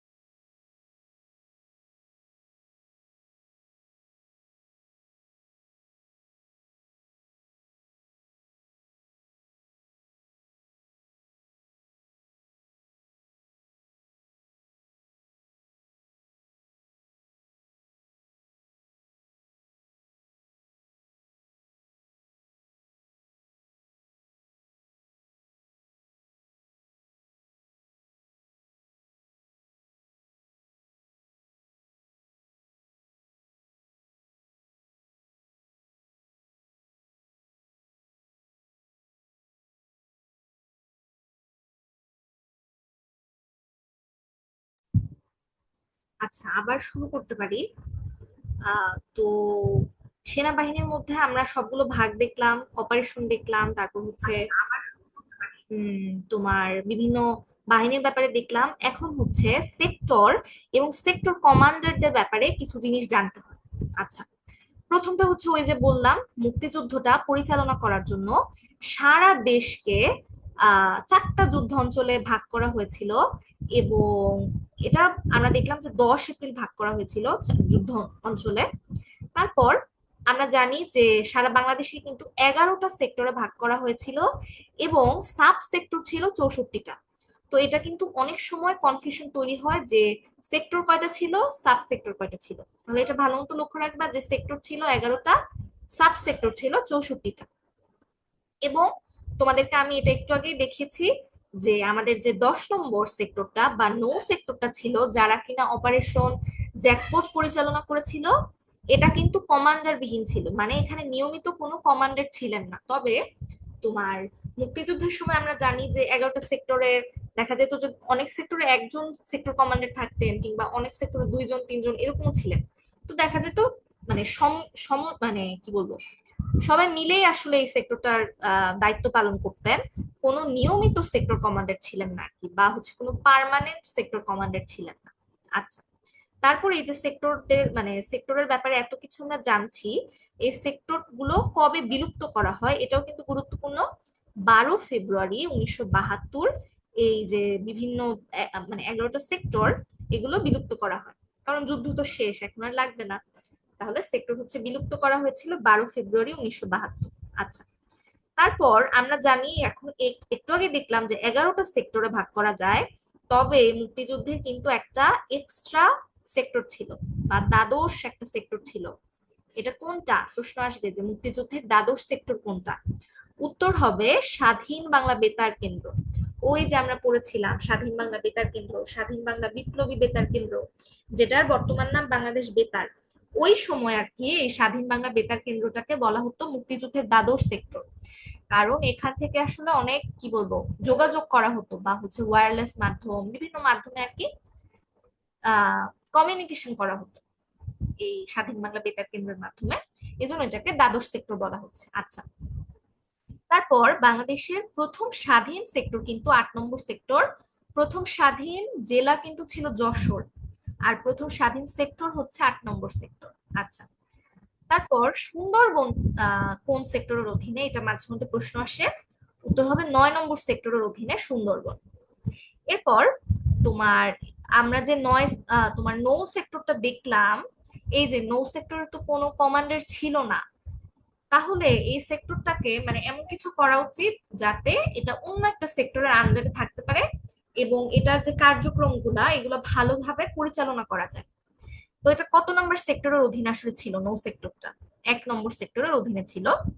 আর ঢাকা হচ্ছে 2 নম্বর সেক্টরের অধীনে ছিল, এটা হচ্ছে বারবার বলেছি। তাহলে 2 নম্বর সেক্টরের ব্যাপারে কিন্তু অনেক কিছু মনে রাখতে হবে। আবার যদি একটু মনে করিয়ে দেই, 2 নম্বর সেক্টরের অধীনে ঢাকা ছিল। 2 নম্বর সেক্টরে হচ্ছে তোমার ক্যাপ্টেন সেতারা বেগম যুদ্ধ করেছেন। তারপর হচ্ছে তোমার 2 নম্বর সেক্টরে ক্র্যাক প্লাটুন ছিল। এরকম 3-4টা ইনফরমেশন 2 নম্বর সেক্টরের অধীনে মনে রাখতে হয়। তো এগুলো একসাথে আর কি পড়ে রাখবা। আচ্ছা, তারপর এখানে সেক্টর কমান্ডার, কে কোন সেক্টরের আসলে কমান্ডার ছিলেন এটা খুব খুব মানে এখন আসলে খুব বেশি গুরুত্বপূর্ণ না। কারণ মুক্তিযুদ্ধ থেকে আমরা দেখেছি যে এই বছরও মানে এই যে তোমার 25-26 সেশনেও সেরকম কোনো প্রশ্নই আসে নাই মুক্তিযুদ্ধ থেকে। জাস্ট একটু দেখে রাখবা সেক্টর 1 থেকে জিয়াউর রহমান, রফিকুল ইসলাম দুজনের নামই গুরুত্বপূর্ণ। সদর দপ্তর এগুলো দেখার দরকার নাই। তারপর হচ্ছে তোমার এগুলো দেখার দরকার নাই। জাস্ট হচ্ছে নামগুলো, আমি যাদের নামগুলো বলছি তাদের নামগুলো মনে রাখবা। সেক্টর 2 এর এখান থেকে খালেদ মোশাররফের নাম মনে রাখবা, কে ফোর্সের যে হচ্ছে প্রধান ছিলেন উনি। তারপর হচ্ছে তোমার সেক্টর 3 থেকে শফিউল্লাহ, ওনার নামটা মনে রাখবা। 4 থেকে চিত্তরঞ্জন, 5 মীর শওকত আলী। তারপর হচ্ছে সেক্টর 6 থেকে বাশার, এই নামটা মনে রাখলেই হবে, পুরাটা এত মনে রাখার দরকার নেই। সেক্টর 6 বাশার।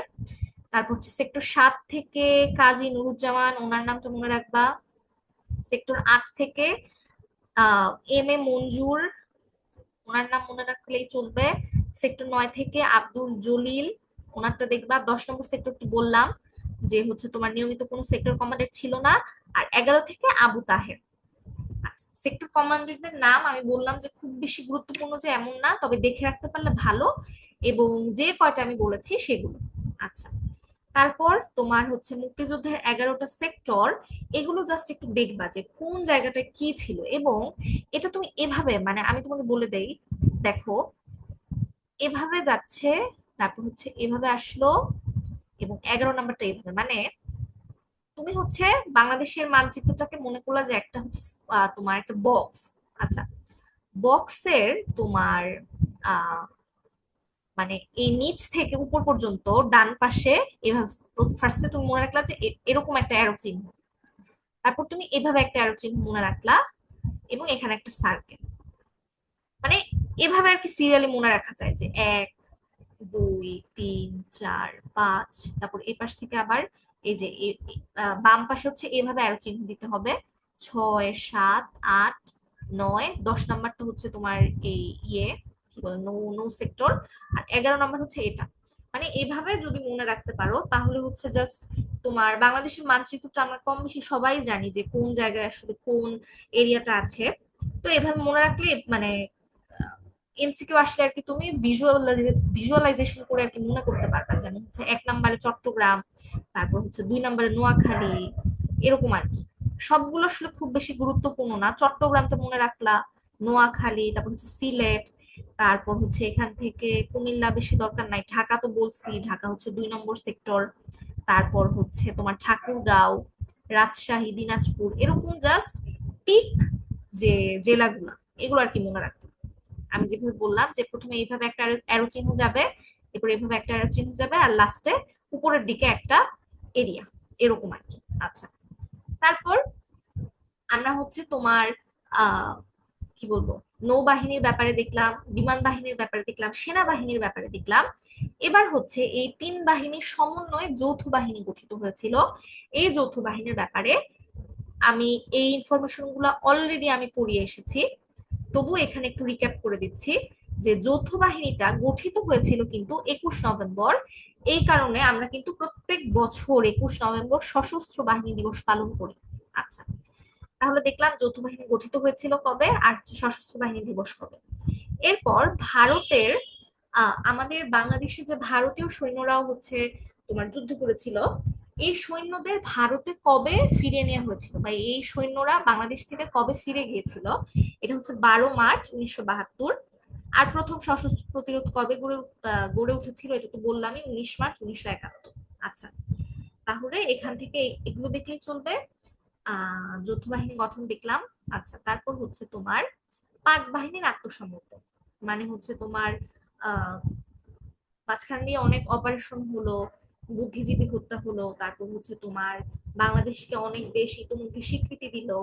এবার হচ্ছে তোমার পাক বাহিনীর আত্মসমর্পণটা 16 ডিসেম্বর, আমরা জানি। তো এটার ব্যাপারে কি কি জানতে হবে বা এই দিনটার ব্যাপারে কি কি জানা দরকার। 16 ডিসেম্বর 1971 এটা কোন জায়গায় হচ্ছে আত্মসমর্পণ অনুষ্ঠানটা হয়েছিল? ঢাকার রমনা রেসকোর্স ময়দানে। এবং হচ্ছে তোমার যৌথ বাহিনীর পক্ষে ছিলেন জেনারেল, দুঃখিত, পাক বাহিনীর পক্ষে ছিলেন হচ্ছে জেনারেল নিয়াজি, এবং তোমার যৌথ বাহিনীর পক্ষে ছিলেন তোমার লেফটেন্যান্ট জেনারেল জগজিৎ সিং অরোরা। ওনার নামটা এখন খুব বেশি গুরুত্বপূর্ণ না, আওয়ামী লীগ রেজিম যদি থাকতো তখন গুরুত্বপূর্ণ হতো, তবে এখন আসলে অত বেশি ইম্পর্টেন্ট না এই জিনিসটা। তবু জাস্ট মনে রাখার জন্য মনে রাখতে পারো। তবে এটা গুরুত্বপূর্ণ যে সমর্পণ অনুষ্ঠানে বাংলাদেশের পক্ষে কে নেতৃত্ব দিয়েছিলেন? গ্রুপ ক্যাপ্টেন এ কে খন্দকার। ওনার নামটা কিন্তু আমরা আগেও দেখেছি, ওই যে মুক্তিযুদ্ধ চলাকালীন সময়ে তোমার বাংলাদেশের বিমান বাহিনী প্রধান কে ছিলেন? গ্রুপ ক্যাপ্টেন এ কে খন্দকার। আচ্ছা, তারপর 16 ডিসেম্বর কি বার ছিল? বৃহস্পতিবার। এটাও আমি বলেছি যে 16 ডিসেম্বর, 25শে মার্চ এবং 21শে ফেব্রুয়ারি বা 8 ফাল্গুন, এই তিনটা দিনই কিন্তু বৃহস্পতিবার ছিল। আচ্ছা, এখানে একটা এক্সট্রা জিনিস আমি লিখে দিয়েছি যে মুক্তিযুদ্ধের একমাত্র মহিলা কমান্ডার ছিলেন আশালতা বৈদ্য। নারী বিষয়ক সবকিছুই আসলে গুরুত্বপূর্ণ। তো প্রথম নারী, শেষ নারী, বা হচ্ছে গুরুত্বপূর্ণ পদমর্যাদা প্রাপ্ত কোনো নারী, এই জিনিসগুলো হচ্ছে ভালো মতো লক্ষ্য রাখবা। তাহলে মুক্তিযুদ্ধের একমাত্র মহিলা কমান্ডারের নাম কি? উত্তর কিন্তু আশালতা বৈদ্য। আচ্ছা, তারপর তোমার বাংলাদেশকে স্বীকৃতি দানকারী বিভিন্ন দেশের বিষয় আমাদেরকে জানতে হবে। বলেছিলাম যে তোমার প্রথম স্বীকৃতি দানকারী দেশ ছিল ভুটান, এবং তারা স্বীকৃতি দিয়েছিল 6 ডিসেম্বর। ভারতও কিন্তু তোমার 6 ডিসেম্বর স্বীকৃতি দিয়েছিল, তবে এদের মধ্যে ভুটান সর্বপ্রথম স্বীকৃতি দেয় এবং ভুটানের 6 ঘন্টা পরে হচ্ছে ভারত স্বীকৃতি দিয়েছিল। তাহলে এমসিকিউ যদি আসে যে বাংলাদেশকে স্বীকৃতি দানকারী প্রথম দেশ কোনটা, উত্তর হবে ভুটান। আচ্ছা, তারপর প্রথম আরব অথবা মধ্যপ্রাচ্যের দেশ হচ্ছে ইরাক। এটা কিন্তু ইরাক, ক, ইরান না। এটা কিন্তু আমিও ভুল করতাম মাঝে মধ্যে, যে প্রথম আরব বা মধ্যপ্রাচ্যের দেশ হচ্ছে ইরান দাগিয়ে আসতাম, এবং তোমার এমসিকিউ এর প্রথম অপশনটাই থাকবে ইরান, কিন্তু ইরান কিন্তু উত্তর হবে না, উত্তর হবে ইরাক। আচ্ছা, তারপর তোমার প্রথম মুসলিম বা অন আরব দেশ বা আফ্রিকান দেশ হচ্ছে সেনেগাল। তোমার প্রশ্নে কিন্তু যে কোনো একটাই থাকতে পারে, প্রথম মুসলিম থাকতে পারে, প্রথম অন আরব থাকতে পারে, কিংবা প্রথম আফ্রিকানও থাকতে পারে। উত্তর হবে সেনেগাল, মানে তিনটা ক্রাইটেরিয়াই হচ্ছে সেনেগাল পূরণ করে, এই কারণে উত্তর হবে সেনেগাল। তারপর হচ্ছে 5 নাম্বার পয়েন্টে যেটা লিখেছি যে প্রথম ইউরোপীয় অথবা প্রথম সমাজতান্ত্রিক দেশ কোনটা, মানে বাংলাদেশকে স্বীকৃতি প্রদানকারী, উত্তর হবে পূর্ব জার্মানি। এটা কিন্তু খুবই গুরুত্বপূর্ণ, 5 নাম্বার যেটা বললাম যে বাংলাদেশকে স্বীকৃতি দানকারী সমাজতান্ত্রিক দেশ কোনটা, প্রথম স্বীকৃতি দানকারী অথবা প্রথম ইউরোপীয় দেশ কোনটা, দুইটার উত্তরই হচ্ছে পূর্ব জার্মান। এবং এটা একটু দেখতে পারো যে তোমার সর্বশেষ স্বীকৃতি দানকারী দেশ কোনটা, উত্তর হবে চীন। খুব বেশি গুরুত্বপূর্ণ না। এবং তোমরা নিশ্চয়ই জানো যে বাংলাদেশের মুক্তিযুদ্ধের বিপক্ষে ছিল যে দুইটা দেশ, বা সবচেয়ে বেশি বিরোধিতা করেছিল যে দুইটা দেশ, একটা হচ্ছে চীন এবং আরেকটা হচ্ছে ইউএসএ। তো চীন যেহেতু কখনোই চায় নাই যে বাংলাদেশ স্বাধীন হোক, মানে শুরুর দিকে, তখন এই কারণে দেখা গেছে যে সর্বশেষ স্বীকৃতি দিয়েছিল চীন। এরপর তোমার ভাষা আন্দোলন যখন আমি পড়িয়েছিলাম, ভাষা আন্দোলন বিষয়েও অনেকগুলা তোমার গান, তারপর হচ্ছে কবিতা, তারপর হচ্ছে তোমার চলচ্চিত্র, এগুলো জানতে হয়েছিল। মুক্তিযুদ্ধ বিষয়কও এরকম বেশ কিছু জিনিস জানতে হবে। তো এই টপিকটার নাম আমি দিয়ে রেখেছি সাহিত্য বা সংস্কৃতি। আচ্ছা, মানে মুক্তিযুদ্ধ বিষয়ক হচ্ছে যেগুলো জানতে হবে। তো মুক্তিযুদ্ধ ভিত্তিক প্রথম যে রচনাগুলো সেগুলো জানতে হবে। আমি তোমাকে বলে দিচ্ছি, এখানে মোটামুটি সবগুলোই গুরুত্বপূর্ণ। প্রথমটা খুবই গুরুত্বপূর্ণ যে মুক্তিযুদ্ধ ভিত্তিক বা মুক্তিযুদ্ধ নিয়ে রচিত সর্বপ্রথম উপন্যাসের নাম কি? উত্তর হবে রাইফেল রটি আওরাত। এটা খুবই গুরুত্বপূর্ণ, এটা ভালো মতো লক্ষ্য রাখবা। এবং রচয়িতার নামটাও দেখবা, আনোয়ার পাশা। আচ্ছা, ও আরেকটা কথা বলে রাখা ভালো, শেষের দিকে যে ইনফরমেশন গুলো আমি, মানে শেষের দিকের যে বইয়ের পাতাগুলো আমি এখানে অ্যাটাচ করেছি, এগুলো হচ্ছে তোমার জুবায়ের জিকে বই থেকে হচ্ছে আমি ছবি তুলে এখানে হচ্ছে অ্যাটাচ করে দিয়েছি। আচ্ছা, তারপর মুক্তিযুদ্ধ ভিত্তিক প্রথম নাটক কোনটা? উত্তর হবে পায়ের আওয়াজ পাওয়া যায়, এবং এটার রচয়িতা হচ্ছে সৈয়দ শামসুল হক। আচ্ছা, তারপর মুক্তিযুদ্ধ ভিত্তিক প্রথম কবিতা স্বাধীনতা তুমি, এবং এটার রচয়িতা হচ্ছেন শামসুর রহমান। তাহলে সৈয়দ শামসুল হক, শামসুর রহমান, ওনাদের দুইজনের নাম কিন্তু কনফিউজড হয়ে যেতে পারো তোমরা, তো এটা কিন্তু লক্ষ্য রাখবা যে স্বাধীনতা তুমি এটার রচয়িতা ছিলেন শামসুর রহমান, আর পায়ের আওয়াজ পাওয়া যায় এটার রচয়িতা ছিলেন সৈয়দ শামসুল হক। আচ্ছা, আরেকটা কথা বলে রাখা ভালো, তোমাদের উপন্যাস, তারপর হচ্ছে গ্রন্থ, কবিতা, এগুলো আসলে এখন তেমন বেশি একটা গুরুত্বপূর্ণ না, কারণ আমাদের এই বছর যে পরীক্ষাটা হয়েছে ওই পরীক্ষার আগে আমাদের যে স্বাস্থ্য মন্ত্রণালয়ের মহাপরিচালক স্যার উনি হচ্ছে বলেছিলেন যে তোমার গ্রন্থ বিষয়ক এই জিনিসগুলোকে খুব বেশি গুরুত্ব দেওয়া হবে না, এগুলো থেকে প্রশ্ন খুব কম আসবে, এবং আসলেই প্রশ্ন হয় না এই বছর আমরা দেখেছি। তবে কিছু টপিক থাকে এগুলো তোমার জেনে যাওয়া একদম ফরজ, মানে থাকে না যে তুমি একটা পরীক্ষায় বসার আগে এমন কিছু জিনিস তোমাকে অবশ্যই জেনে যেতে হবে, কিছু টপিক থেকে অবশ্যই জানতে হয়। তো এগুলো হচ্ছে সেরকম কিছু জিনিস, এগুলো মানে না না জানাটা আসলে আমি বলবো অন্যায়, সেই কারণে আর কি। আচ্ছা, তো এরপর গল্প সংকলন, এটা গুরুত্বপূর্ণ না, দরকার নাই। তারপর হচ্ছে দৈর্ঘ্য, স্বল্প দৈর্ঘ্য চলচ্চিত্র, এটাও দরকার নাই। প্রামাণ্য চলচ্চিত্রটা গুরুত্বপূর্ণ, স্টপ জেনোসাইড। মুক্তিযুদ্ধ ভিত্তিক প্রথম প্রামাণ্য চলচ্চিত্রের নাম কি? Stop genocide. এবং এটার পরিচালক কে? জহির রায়হান। জহির রায়হান বিষয়ক যা আছে সবই গুরুত্বপূর্ণ, এটা মনে রাখবা। আচ্ছা, তারপর তোমার এটা হচ্ছে প্রামাণ্য চলচ্চিত্র, তবে পূর্ণাঙ্গ চলচ্চিত্র কি ছিল মুক্তিযুদ্ধ ভিত্তিক প্রথম? সেটা হচ্ছে ওরা 11 জন, এবং এটার পরিচালক ছিলেন চাষী নজরুল ইসলাম। আচ্ছা, এবং শেষ যেটা দিয়েছি এটা আরো গুরুত্বপূর্ণ, মুক্তিযুদ্ধ ভিত্তিক প্রথম ভাস্কর্যের নাম কি? জাগ্রত চৌরঙ্গি। জাগ্রত চৌরঙ্গি কোথায় অবস্থিত? গাজীপুর। তাহলে দেখো গাজীপুর বিষয়ক আরেকটা জিনিস আমরা শিখলাম, এর আগে কিন্তু শিখিয়েছি যে 19শে মার্চ আমাদের মুক্তিযুদ্ধের সর্বপ্রথম সশস্ত্র প্রতিরোধ গড়ে তোলা হয়েছিল কোথায়? গাজীপুরের জয়দেবপুরে। এখানে আরেকটা জিনিস আমরা দেখলাম গাজীপুর রিলেটেড, তোমার হচ্ছে গাজীপুরে তোমার মুক্তিযুদ্ধের প্রথম যে ভাস্কর্য এটা কিন্তু গাজীপুরে অবস্থিত, এবং এই ভাস্কর্যের নাম জাগ্রত চৌরঙ্গি, এবং এই ভাস্কর্যের যে ভাস্কর ওনার নাম হচ্ছে আব্দুর রাজ্জাক। এটা এভাবে মনে রাখা যায় যে জাগ্রততে বলীয় জ আছে, রাজ্জাকেও বলীয় জ আছে। আচ্ছা, তারপর তোমার গুরুত্বপূর্ণ উপন্যাস বা গ্রন্থ, অসংখ্য গুরুত্বপূর্ণ উপন্যাস বা গ্রন্থ তোমরা বইয়ের মধ্যে দেখবা। বিশ্ববিদ্যালয় ভর্তি পরীক্ষার জন্য এগুলো গুরুত্বপূর্ণ, তবে মেডিকেল ভর্তি পরীক্ষার জন্য সবগুলো পড়তে হয় না। কোনগুলো পড়তে হয় এগুলো আমি লিখে দিয়েছি। আগুনের পরশমণি, এটা লিখেছেন হুমায়ুন আহমেদ। আমার বন্ধু রাশেদ, এটা লিখেছেন জাফর ইকবাল। জাফর ইকবালের নামটা গুরুত্বপূর্ণ না এখন আর। তারপর হচ্ছে তোমার 3 নম্বর মা, বইটা আমরা সবাই পড়েছি নিশ্চয়ই।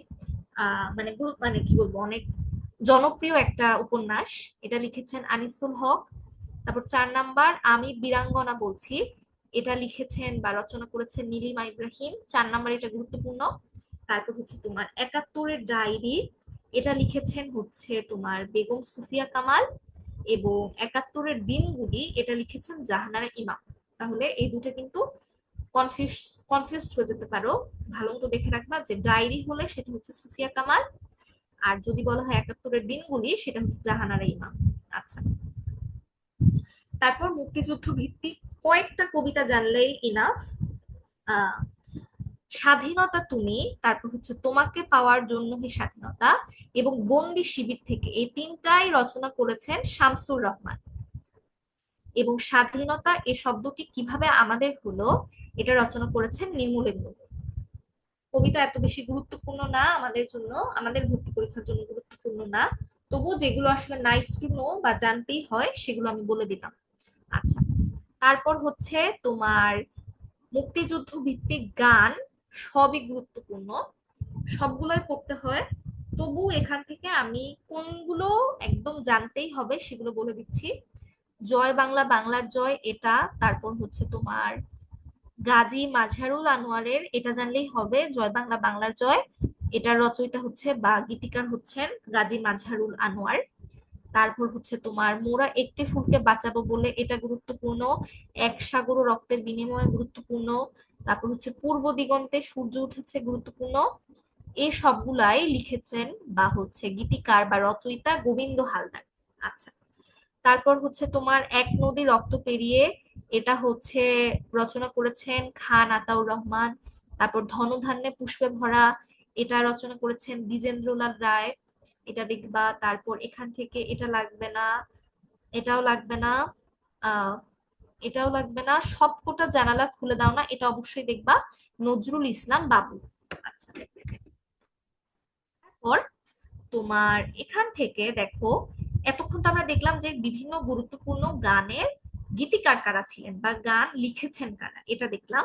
এবার কিছু গানের শিল্পীদের নামও আমাদের জানতে হয় বা সুরকারের নামও জানতে হয়। দেখো, মোরা একটি ফুলকে বাঁচাবো বলে যুদ্ধ করি, এটার দেখো আমরা হচ্ছে কোথায়, এই যে গোবিন্দ হালদার, মোরা একটি ফুলকে বাঁচাবো বলে যুদ্ধ করি, এটার গীতিকার গীতিকার গ দিয়ে গোবিন্দ হালদার, গীতিকার গোবিন্দ হালদার ছিলেন, তবে শিল্পী কিন্তু আপেল মাহমুদ। আচ্ছা, তারপর এক সাগর রক্তের বিনিময়ে, এটার গোবিন্দ হালদারই ছিলেন গীতিকার, কিন্তু তোমার শিল্পী কিন্তু তোমার রেবেকা সুলতানার নামটা তোমরা দেখবা, স্বপ্না রায়ের নাম লাগবে না, রেবেকা সুলতানা ওনার নামটা দেখলেই হবে। আচ্ছা, তারপর হচ্ছে তোমার এক নদী রক্ত বিনিময়ে, এটার শিল্পীর নাম দরকার নাই। লাস্টের যেটা সবকটা জানালা খুলে দাও না, এটা সুরকার বুলবুল নামটা মনে রাখবা, অপশনে বুলবুল দেখলেই বুঝবা যে এটা হবে উত্তর। আর হচ্ছে সাবিনা ইয়াসমিন। তাহলে সবকটা জানালা খুলে দাও না, এটার গীতিকার ছিলেন নজরুল ইসলাম বাবু, এবং হচ্ছে তোমার এটার সুরকার ছিলেন বুলবুল এবং সাবিনা ইয়াসমিন। আচ্ছা, গানের ব্যাপারে তো বলেই দিলাম। এরপর চলচ্চিত্র, তারপর হচ্ছে তোমার চলচ্চিত্রের ব্যাপারে অনেক চলচ্চিত্র দেয়া আছে, এগুলো সবগুলো লাগে না, আমি দেখো পয়েন্ট করে দিয়েছি বা মার্ক করে দিয়েছি যে কোনগুলো পড়তে হবে। এখান থেকেও মার্ক করে দিয়েছি। তোমার আহ তোমার হচ্ছে জহির রায়হানের ব্যাপারে আমি বলেছি যে সবগুলোই জানতে হবে, এখান থেকে চারটার নামই দেখবা। তবে যেগুলো হচ্ছে তোমার অন্যান্য যে তোমার চলচ্চিত্রগুলো, সেগুলো আমি হচ্ছে তোমার দেখো কলম দিয়ে মার্ক করে দিয়েছি, এগুলোই শুধু দেখবা, এখান থেকে ওইগুলো দেখবা। আর হচ্ছে স্থাপত্য বা ভাস্কর্য, এগুলো হচ্ছে সবগুলাই দেখা ভালো। তোমার স্থাপত্য বা ভাস্কর্যের শুধুমাত্র নামটা দেখবা, আর হচ্ছে স্থপতির নাম দেখবা। তবে কোনগুলোর হচ্ছে স্থান দেখে রাখবা যদি একটু বলি, জাতীয় স্মৃতিসৌধের অবস্থানটা দেখবা সাভার। তারপর হচ্ছে তোমার সংসপ্তকের অবস্থানটা দেখবা জাহাঙ্গীরনগর বিশ্ববিদ্যালয়, জাগ্রত চরঙ্গিত বলেইছি। তারপর সাবাস বাংলাদেশের অবস্থানটা দেখবা রাজশাহী বিশ্ববিদ্যালয়। আহ মোটামুটি এগুলো দেখলেই হবে, তবে স্থপতি কিন্তু সকলেরটাই মনে রাখতে হবে। স্মৃতিসৌধের স্মৃতিসৌধটা খুবই গুরুত্বপূর্ণ, সৈয়দ মইনুল হোসেন।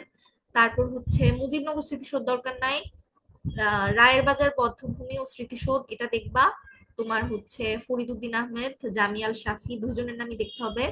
বুদ্ধিজীবী স্মৃতিসৌধ, এটার স্থপতি তোমার মুস্তফা হারুন রশিদ, হারুন কুদ্দুস হালি, ওনার নামটা দেখবা। সংসপ্তকের যে হচ্ছে স্থপতি, ওনার নামটা কিন্তু খুবই গুরুত্বপূর্ণ, হামিদুজ্জামান খান, ওনার নামটা লক্ষ্য রাখবা। তারপর হচ্ছে অপরাজেয় বাংলা, আব্দুল্লাহ খালিদ, ওনার নামটা মনে রাখতে হবে।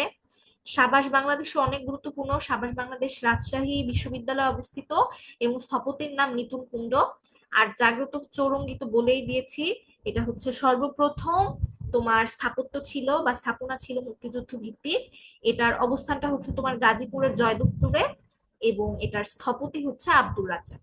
আচ্ছা, শেষ, আজকের স্লাইড এখানে শেষ। মুক্তিযুদ্ধ বিষয়ক কি কি আসলে জানা উচিত তোমার মেডিকেল ভর্তি পরীক্ষার জন্য, তুমি যখন একটা বই খুলবা দেখবা যে অনেক তথ্য দেয়া, এবং সবকিছু মনে রাখার সময় তোমার কাছে কঠিন লাগবে বা মানে তুমি পড়ার মোটিভেশনই পাবা না। এই জন্য আমি চেষ্টা করেছি যে আলাদা আলাদা তোমার সেকশন রেখে মুক্তিযুদ্ধের ভিতরে আলাদা আলাদা সেকশন, মুক্তিযুদ্ধের নারী, বিদেশিদের অবদান, তারপর হচ্ছে তোমার বিভিন্ন সংগঠন যেমন হচ্ছে ফিল্ড হাসপাতাল, স্বাধীন বাংলা বেতার কেন্দ্র, এরকম ছোট ছোট সেকশন করে ওই সেকশন গুলোর ভিতর থেকে আসলে কি কি ইনফরমেশন গুরুত্বপূর্ণ বা কোন ইনফরমেশন গুলো থেকে আসলে প্রশ্ন আসবে সেগুলো আলোচনা করে দেওয়ার চেষ্টা করেছি। এবং আমি আশা করি যে যদি মুক্তিযুদ্ধ থেকে প্রশ্ন আসে, প্রশ্ন আসলে সর্বোচ্চ একটা আসবে অথবা দুইটা আসবে, এর বেশি তো আসবে না। এখান থেকেই তুমি কমন পাবা ইনশাল্লাহ যদি প্রশ্ন হয়। আচ্ছা, তাহলে আজকের ক্লাসের জন্য এতটুকুই। আমি আসলে শুরুতে বলেছিলাম যে ক্লাস আমি খুব বেশি লম্বা করবো না আজকে, কারণ আমি বিশ্বাস করি যে ক্লাসের থেকে আসলে নিজের পড়ার সময় দেওয়াটাই ভালো, বা নিজের পড়ায় তুমি যত বেশি সময় দিবা তত আসলে ভালো। এবং সাধারণ জ্ঞান পড়ার সময় আমি তোমাদেরকে এটাও বলেছি যে পড়ার সময় তুমি চেষ্টা করবা আহ নিজে হচ্ছে নোট করা, আমি যেভাবে বলেছি যে আলাদা আলাদা সেকশন করে ওগুলোর ভিতর আর কি পয়েন্ট করে পড়বা। আচ্ছা, তো আরিফ ভাইয়া তো মনে হয় আছেন। হ্যাঁ, আসসালামু আলাইকুম ম্যাডাম। ওয়ালাইকুম আসসালাম। আজকের ক্লাসটা আসলে অনেক গোছানো হয়েছে, মানে সাধারণ জ্ঞান যেভাবে গোছানো হয়ে পড়ানো যায়, আসলে অনেক ভালো লাগছে ক্লাসটা করতে। এখন হচ্ছে নোট যে করতে হবে, মানে নোটটা আমরা কিভাবে করব? আচ্ছা, তুমি কি আগের ক্লাসটা করছিলা ভাষা না, আন্দোলনের? আগের ক্লাসটা আমি ভালো করে করতে পারিনি, আচ্ছা, আর ওইটার মধ্যে রেকর্ডেরটাও দেখা হয়নি ওইভাবে। বুঝতে পারছি, রেকর্ড আছে সম্ভবত ওইটা একটু দেখে জি। নিবা। এবং আমি হচ্ছে ওই ক্লাসে আলোচনা করছিলাম যে তোমার দুইটা খাতা থাকবে জিকের জন্য। একটা খাতা হচ্ছে তোমার সাম্প্রতিক বিভিন্ন, দেখবে সাম্প্রতিক অনেক তথ্য সামনে আসে, কারেন্ট অ্যাফেয়ার্স থেকে তুমি পড়তে পারো, অথবা হচ্ছে তোমার যেমন হচ্ছে তোমার কিছুদিন আগে হচ্ছে ইরানের উপর হামলা হয়েছে, এটা একটা সাম্প্রতিক ঘটনা। তো তোমার ফেসবুক থেকে হতে পারে, ইউটিউব থেকে হতে পারে, বা যে কোনো কিছু থেকে হতে পারে। যখন তুমি সাম্প্রতিকের ব্যাপারে জানবা তখন খাতায় ওইগুলাকে নোট করবা। আর এই যে মুক্তিযুদ্ধ বা ভাষা আন্দোলন বা হচ্ছে তোমার ইতিহাস বা হচ্ছে বাংলাদেশের বিভিন্ন সম্পদ, এগুলো হচ্ছে তোমার এস্টাবলিশ জিকে।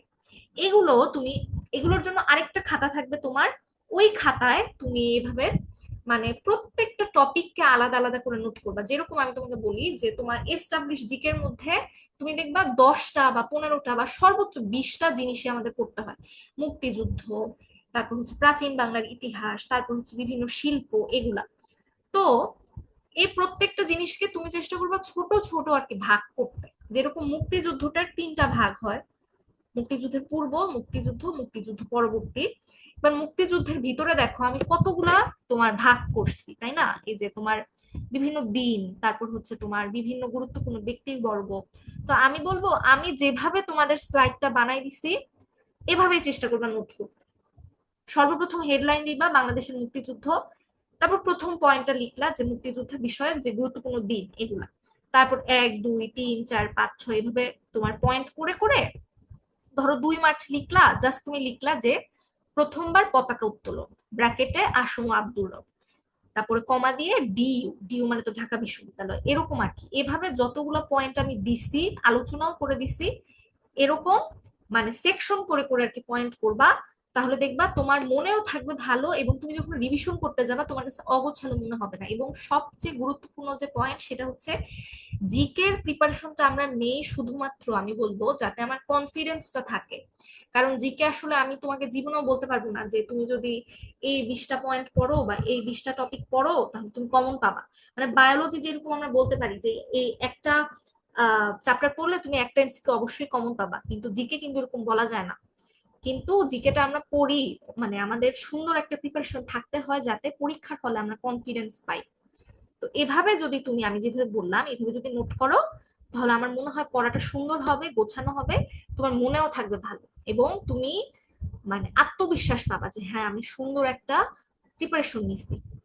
আশা করি আমি উত্তর দিতে পারছি আবু বকর সিদ্দিক। জি, ঠিক আছে ম্যাডাম, এভাবে করে চেষ্টা করবো ইনশাল্লাহ। ঠিক আছে। আর ম্যাডাম, আরেকটা প্রশ্ন ছিল আমার, হচ্ছে কয়েকদিন আগে দেখছিলাম হচ্ছে জাতীয় শহীদ সেনা দিবস, মানে ওই যে আপনি যে তথ্য দিছিলেন কতগুলা গ্রুপে, হ্যাঁ হ্যাঁ ওখানে দেখলাম হচ্ছে জাতীয় শহীদ সেনা দিবস হচ্ছে 27শে জানুয়ারি, আর হ্যাঁ। জাতীয় সেনা দিবস বোধহয় হচ্ছে 25শে ফেব্রুয়ারি, না দুইটা আলাদা? আচ্ছা দাঁড়াও আমাকে একটু দেখতে হবে। আহ ফেব্রুয়ারি মাসের যে দিবসটা ওইটা ঠিক আছে, ওইটা অথেন্টিক। আরেকটা যেটা বললা এটা আমাকে একটু একটু চেক করতে হবে যে আমি কোনটা দিছিলাম, দেখে বলতে পারবো। তুমি হচ্ছে হোয়াটসঅ্যাপ গ্রুপে একটু দিও তো লিংকটা, যে পোস্টার ব্যাপারে কথা বললা, একটু দিও, আমি চেক করে বলতে পারবো।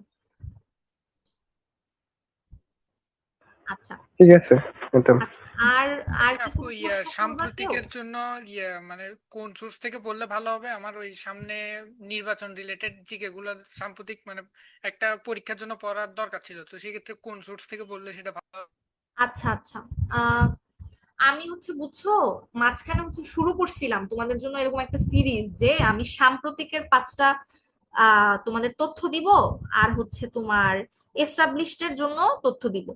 এবং মানে সাম্প্রতিক তথ্য হচ্ছে তোমার কারেন্ট অ্যাফেয়ার্স থেকে পড়লে হয়, তবে কারেন্ট অ্যাফেয়ার্স এ হাজার হাজার তথ্য, এত কিছু পড়তে হয় না। তো আমার প্ল্যান ছিল যে আমি কারেন্ট অ্যাফেয়ার্স থেকে যেগুলো তোমাদের লাগবে সেগুলোই আমি তোমাদের সাথে আলোচনা করব, এবং ওগুলা পড়লে আসলে হয়ে যাবে। তবে মাঝখানে একটু সমস্যার কারণে মাঝখানে অফ ছিলাম। আমি দেখি আবার শুরু করব, সাম্প্রতিকটা যাতে তোমাদের ক্লিয়ার হয়। মানে কি বলবো, ধরো এই বছরে হচ্ছে তোমার 3টা মাস অলরেডি চলে গেছে, জানুয়ারি ফেব্রুয়ারি মার্চ। তো এই 3 মাসের যে কারেন্ট অ্যাফেয়ার্স, এগুলো অ্যানালাইজ করে আমি হচ্ছে তোমাদেরকে জিকে দেওয়ার চেষ্টা করবো, সাম্প্রতিক যেগুলো হচ্ছে লাগবে। অলরেডি আমি জানুয়ারি মাসের থেকে যেগুলো আসলে দরকার, যেই তোমার হচ্ছে গুরুত্বপূর্ণ সাম্প্রতিক গুলো, সেগুলো আমি অলরেডি মনে হয় 3টা বা 4টা পর্বে হচ্ছে আলোচনা করছি। মানে হচ্ছে তোমার ভিডিও না, লেখা, মানে ব্লগ টাইপের একটা পোস্ট আর কি, আলোচনা করছি। তবে মাঝখানে একটু সমস্যা হয়েছিল, ওই কারণে আর কন্টিনিউ করা হয় নাই। তবে দেখি আবার শুরু করব। মানে আমি তোমাদেরকে দিয়ে দেওয়ার চেষ্টা করবো যে সাম্প্রতিক আসলে কতটুকু পড়তে হয়, বা কারেন্ট অ্যাফেয়ার্স যদি তুমি কিনো তাহলে কতটুকু পড়বা। আরেকটা বিষয় হচ্ছে তোমার জিকের জন্য তোমরা জোবায়ের জিকে বইটা ফলো করতে পারো। আমি আজকের যে স্লাইডটা বানাইছি তোমার ওই বই থেকেই বানাইছি, তবে বই আসলে অনেক তথ্য দেয়া থাকে, সবকিছু লাগে না মেডিকেলের জন্য। যেগুলো যেগুলো লাগে ওইগুলোই হচ্ছে আমি আলোচনা করছি। আচ্ছা, তো আমি বলবো জোবায়ের জিকে বইটা তোমরা ফলো করতে পারো মেডিকেল ভর্তি পরীক্ষার জন্য, অথবা রেটিনার ডাইজেস্টটাও ফলো করা যায়, ওইটাও অনেকে কেনে। তো জিকের জন্য এই 2টা বই পড়তে পারো আর কি। আচ্ছা, আর কোনো কি প্রশ্ন আছে কারো?